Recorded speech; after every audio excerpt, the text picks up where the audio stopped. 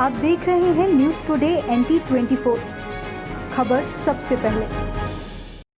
खबर यूपी के चंदौली से है। सदर कोतवाली क्षेत्र के बिछिया कला गांव निवासी नंदलाल जायसवाल का 20 वर्षीय पुत्र सिद्धार्थ पिछले 2 दिनों से लापता था।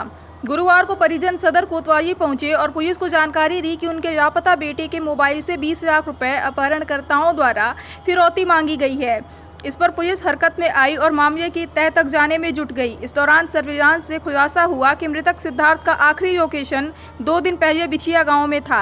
पुलिस ने मृतक के दोस्तों से पूछताछ शुरू कर दी। इस दौरान बिछिया गांव के ही 2 ममेरे भाई अमित और कन्हैया, जो मृतक सिद्धार्थ के दोस्त हैं, और बिछिया गांव में ही मृतक के सामने अमित का घर भी है, पुलिस के पूछताछ में टूट गए और पूरी कहानी पुलिस को बयान कर डाली, जिस पर पुलिस ने दोनों आरोपियों की निशानदेही पर उनके घर से जमीन में गड़ा सिद्धार्थ का शव बरामद कर लिया।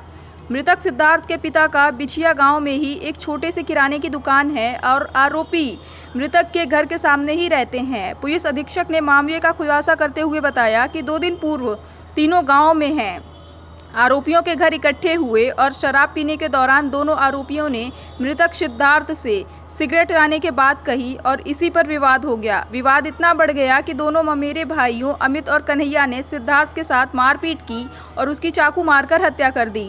हालांकि सिद्धार्थ ने हाथापाई के दौरान अमित के सीने पर काटा भी और आरोपी अमित और कन्हैया को हाथापाई में चोट भी आई थी, इसलिए पुलिस के पूछताछ में आसानी से टूट गए। हत्या के बाद सिद्धार्थ के शव को दोनों आरोपियों ने घर में ही जमीन में दफना दिया।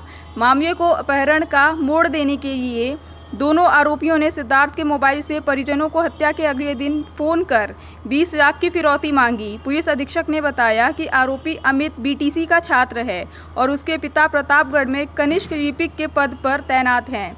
यही नहीं, अमित पिछले कुछ समय से ऑनलाइन फ्रॉड भी कर रहा था। पुलिस ने दोनों आरोपियों को गिरफ्तार कर लिया गया है और उनकी निशानदेही पर मृतक का शव बरामद कर पोस्टमार्टम के लिए जिला चिकित्सालय भेज दिया है।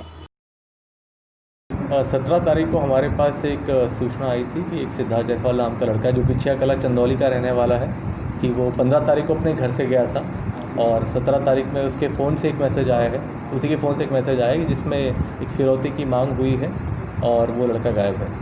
इस पे हमने वर्कआउट किया है, तो इन्वेस्टिगेशन के बाद ये पता लगा है कि 15 तारीख में ये अपने फ्रेंड अमित कुमार के साथ ये बैठा था और उसका भाई कन्हैया कुमार, जो ये दोनों साथ में बैठे हुए थे और शराब पी रहे थे।